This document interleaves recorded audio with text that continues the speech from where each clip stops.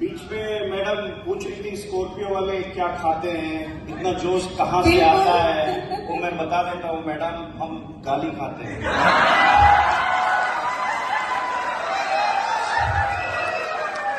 सुबह शाम खाते हैं, सुबह शाम खाते हैं, पेट भर कर खाते हैं।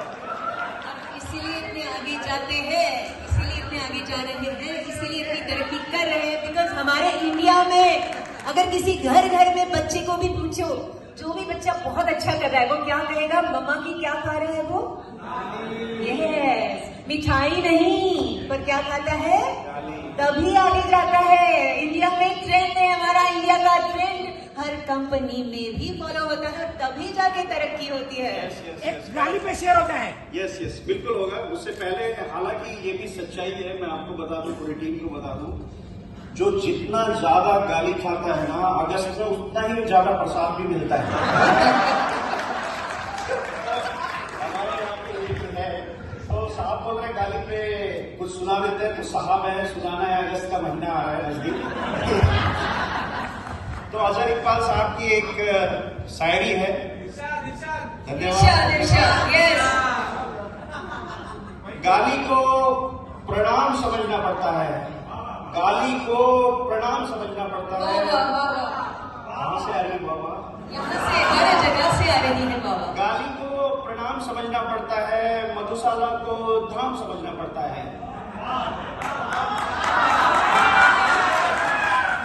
गाली को प्रणाम समझना पड़ता है, मधुशाला को धाम समझना पड़ता है, और आधुनिक कहलाने की अंधी जिद में रावण को भी राम समझना पड़ता है।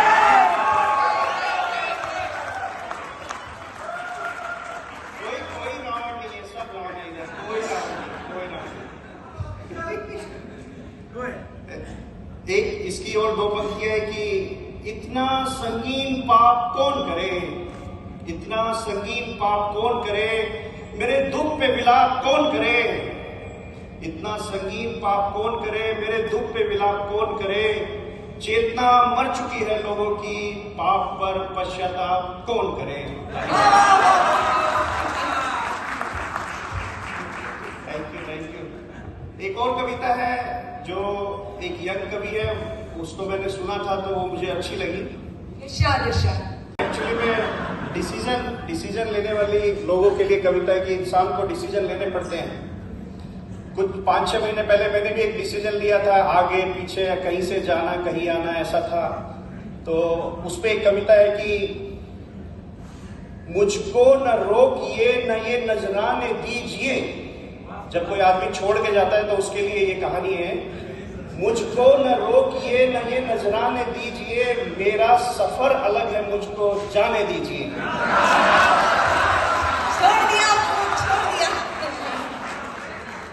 मुझको न रोकिए न ये नजराने दीजिए, मेरा सफर अलग है मुझको जाने दीजिए। क्या बात, क्या बात। ज्यादा से ज्यादा होगा क्या, ज्यादा से ज्यादा होगा क्या कि हार जाएंगे, किस्मत तो हमें अपनी आजमाने दीजिए। क्या बात, बहुत खूब। किस्मत तो हमें अपनी आजमाने दीजिए। अगला उसका शेर है कि डरना नहीं किसी के भी पैरों के नाप से, किसी से डरने का नहीं, डरना नहीं किसी के भी पैरों के नाप से, आखिर में पुण्य जीत ही जाएगा पाप से। उसका एक और लास्ट है कि वो मैनेजमेंट का लेसन है, लोग बड़ी बड़ी पीपीटी बनाते हैं, काले पीले अक्षर लिख के समझाने की कोशिश करते हैं। इस कवि ने एक लाइन में बोलने की कोशिश की है कि गीता में कृष्ण ने कहा अर्जुन से बस यही। वाह वाह, गीता में गीता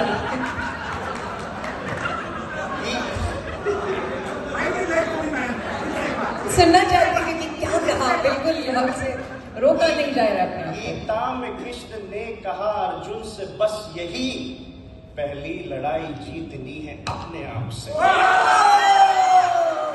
लड़ाई जीतनी है अपने आप से। Thank you. आप इतना अच्छा सुन रहे तो मैं सुना देता हूँ।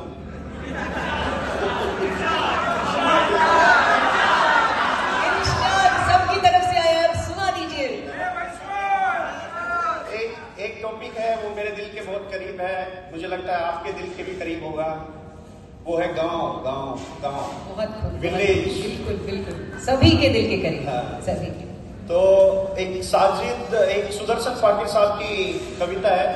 मेरा इन कविताओं में कोई रोल नहीं है, मैं सिर्फ सुना रहा हूँ, मेरा इसमें कुछ भी रोल नहीं है, सिर्फ सुना रहा हूँ मेरा। याद रखा जाएगा, याद रखा जाएगा। सुनने मिल रही है, हमारा हमारा भाग्य है ना?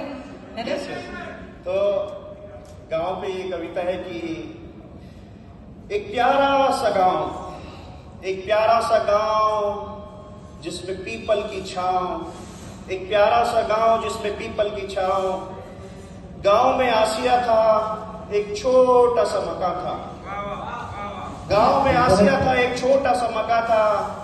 छोड़कर गांव को शहर के हो गए, छोड़कर गांव को उस घनी छांव को शहर के हो गए, भीड़ में खो गए। वो नदी का किनारा जिस पर बचपन गुजारा, वो नदी का किनारा जिस पर बचपन गुजारा, वो लड़कपन दीवाना, वो रोज पनघट पर जाना। क्या वो थी जवानी, बन गए हम कहानी। छोड़कर गांव, प्यारा सा गांव, शहर के हो गए, भीड़ में खो गए।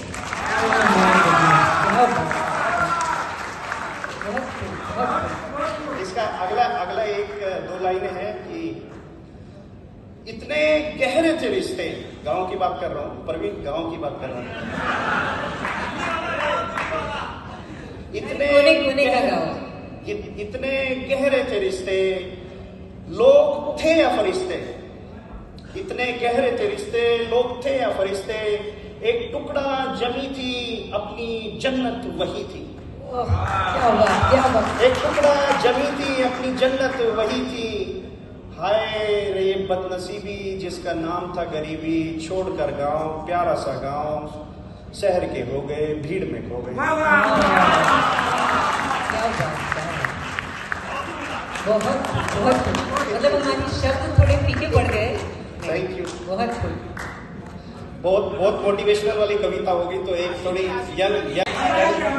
यंग लोगों के लिए, आप तो बुजुर्ग हो। पंच मारा उन्होंने। तो सुनिए साहब, थोड़ा ध्यान दीजिए। कौन ये जाना है इश्क में कब कब क्या क्या होना है। कौन ये जाना है इश्क में कब कब क्या क्या होना है। किसको किसके कांधे पर सर रखकर रोना। कौन ये जाना है इश्क में कब कब क्या क्या होना है। किसको किसके कांधे पर सर रखकर रोना है। और इंसान खुद को कुछ भी समझे पर यह हकीकत है। इंसान खुद को कुछ भी समझे पर यह हकीकत है। वक्त के आगे वो बस एक मिट्टी का खिलौना है। वक्त के आगे वो बस मिट्टी का खिलौना है। और चलते चलते उड़कर छू लो चांद सितारे भी। चलते चलते उड़कर छू लो चांद सितारे भी। आखिर में तो बस ये जमी ही सबका बिछोना है। और आखिरी लाइन है कि प्यार मोहब्बत रिश्ते नाते क्या है साहेब। एक कहानी है। प्यार मोहब्बत रिश्ते नाते क्या है साहेब। एक कहानी है जिसका नाम, जिसका टाइटल रोना धोना है। Thank you. बस ज्यादा बोर नहीं करूंगा। एक लास्ट कविता।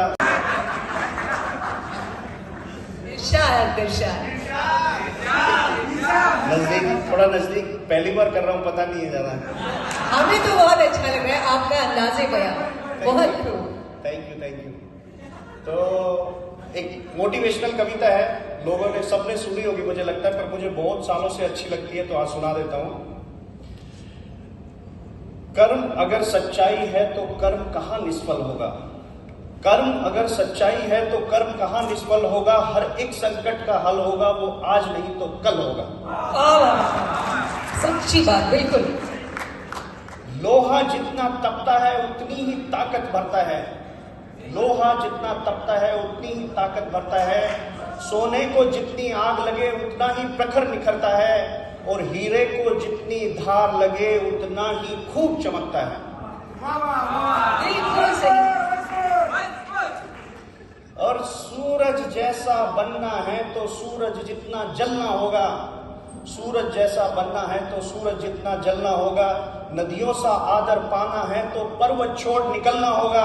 और हम आदम के बेटे हैं, हम आदम के बेटे हैं।